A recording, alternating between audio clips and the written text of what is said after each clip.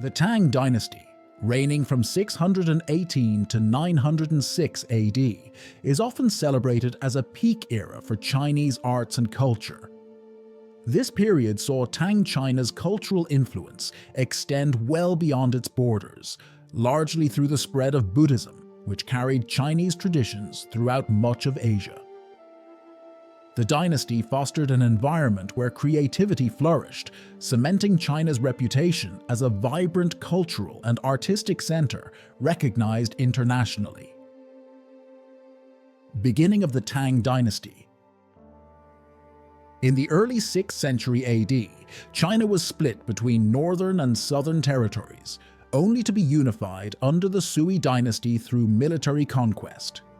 The Sui, led by General Yang Jian, governed a consolidated northern China starting in 581 AD. However, the Sui dynasty's reign was brief, spanning only 2 emperors before being replaced by Li Yuan, who founded the Tang Dynasty. Li Yuan, a relative of the first Sui emperor, rose to power during a period of widespread unrest, securing his rule over rival factions in the northwest. He reigned as Emperor Gaozu until 626 AD, after which his son Taizong took control by eliminating his 2 brothers and several nephews. Taizong then expanded the empire, claiming parts of Mongolia from the Turks in 630 AD, a conquest that earned him the title Great Khan. Tang forces with Turkish soldiers among their ranks pushed further east into Khitan territory and engaged in campaigns along the Silk Road. Taizong also reinforced Confucian ideals in governance by establishing more rigorous selection systems to identify skilled Confucian scholars for civil service roles. He established state-sponsored schools for Confucian teachings and organized a state-approved version of the 5 classics, creating a pathway for talented individuals without family ties to ascend within the government. Taizong's son, Xuanzong, ascended to the throne in 650 AD. Yet, much of his reign came under the influence of Empress Wu, who had once been a concubine of Taizong's. After Taizong's death, Wu was sent to a convent, but Xuanzong, who had long been captivated by her, brought her back to the palace.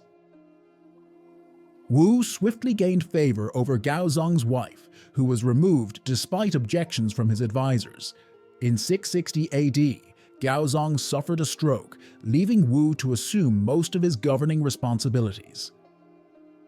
Following Xuanzong's death in 683 AD, Wu maintained her hold on power through her 2 sons, ultimately declaring herself empress in 690 AD and founding the Zhou dynasty. To reinforce her authority, she released the Great Cloud Sutra, proclaiming the Buddha Maitreya had reincarnated as a female ruler, thus asserting her divine Buddhist legitimacy. Wu ruled until 705 AD, at which point the short-lived Zhou dynasty came to an end. Emperor Xuanzong. Emperor Xuanzong, the grandson of Empress Wu, is celebrated for the cultural vibrancy that flourished during his reign from 712 to 756 AD. Under his rule, the imperial court embraced both Buddhist and Taoist scholars, including instructors of Tantric Buddhism, which had recently gained prominence. Xuanzong had a strong affinity for music and horses. He assembled a troupe of dancing horses and brought famed horse painter Han Gan to court. He also established the Imperial Music Academy, drawing upon the diverse international musical influences available to China at the time. The emperor's reign is also marked by an enduring love story. Deeply enamored with his concubine Yang Guifei, Xuanzong began neglecting state affairs and appointed members of her family to high-ranking positions. Sensing this vulnerability, northern warlord An Lushan launched a rebellion, seizing the capital in 755 AD and forcing Xuanzong to flee.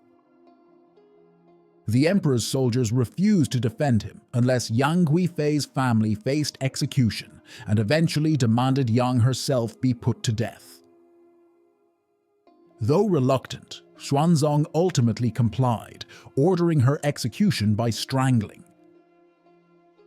After the rebellion, An Lushan was assassinated, and Xuanzong abdicated, ceding the throne to his son. The An Lushan Rebellion inflicted lasting damage on the Tang Dynasty, leading to a significant loss of Western territories and weakening imperial authority. The Tang Dynasty is famed for its rich legacy of poetry, partly due to Emperor Xuanzong's establishment of a poetry academy, which contributed to the preservation of over 48,900 poems by more than 2,000 poets. One prominent poet was Li Bai, born in 701 AD. A Taoist who left his home early, Li Bai led a wandering life, with poems celebrating nature, camaraderie, and wine. Bai Jui, born in 772 AD, pioneered a new, accessible poetic style that even commoners could understand, often tackling themes of social justice and political concerns. Bai Jui spent his life working within government, passing away in 846 AD. Wang Wei, born in 699 AD, held a position at the Tang court, but later retreated to a Buddhist monastery after the turmoil of a rebellion in which he lost his wife. Many of his famous works reflect this period of introspection. Lastly, Li Shangyin, born in 813 AD, became known for his vivid, eclectic poetry that combined sensual themes with political criticism. His renown mostly grew posthumously, solidifying his place among Tang poets. Woodblock printing emerged during the early Tang Dynasty, with its origins traced back to around 650 AD. By the 9th century, it had become more widespread, producing items like calendars, children's stories, test preparation materials, charm manuals, dictionaries, and almanacs. Printed commercial books started to appear around 762 AD. However, in 835 AD, authorities imposed a restriction on private printing after unauthorized calendars circulated widely. The oldest surviving printed piece from this period is the Diamond Sutra, dated to 868 AD. This remarkable 16-foot scroll includes both calligraphy and illustrations, showcasing the artistic and technical sophistication of Tang-era printing. Woodblock printing played a key role in embedding Buddhism into daily life in China, as it enabled Buddhist monks to produce religious texts in large quantities. During this time, monasteries gained considerable influence, particularly under Empress Wu, though Emperor Xuanzong later sought to moderate their growing reach.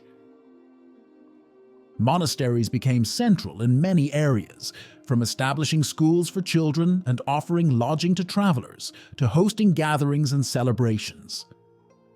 As substantial landowners, they accumulated wealth, which allowed them to provide loans, operate pawnbroker services, and run mills and other businesses.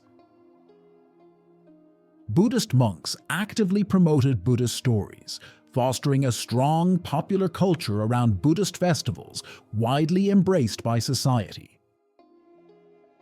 Despite Buddhism's popularity, it eventually faced opposition.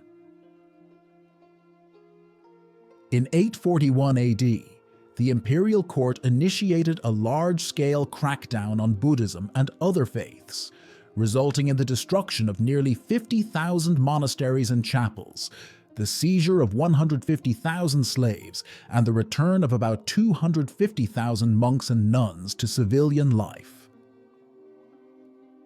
This suppression ended in 845 AD, when the restrictive orders were repealed.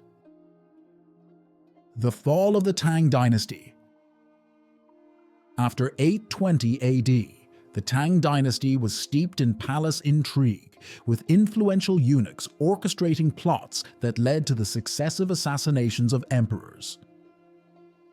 In 835 AD, Emperor Xuanzong, together with his chancellor and a military general, devised a plan, later called the Sweet Dew Incident, to end the eunuch's influence.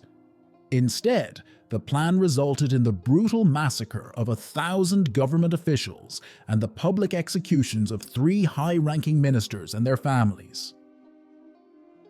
By 860 AD, lawlessness spread across the countryside, with gangs and rebel armies looting merchants, raiding towns, and killing civilians. Huang Chao, a civil service aspirant turned rebel leader, capitalized on this disorder, marching his army into the capital and seizing control.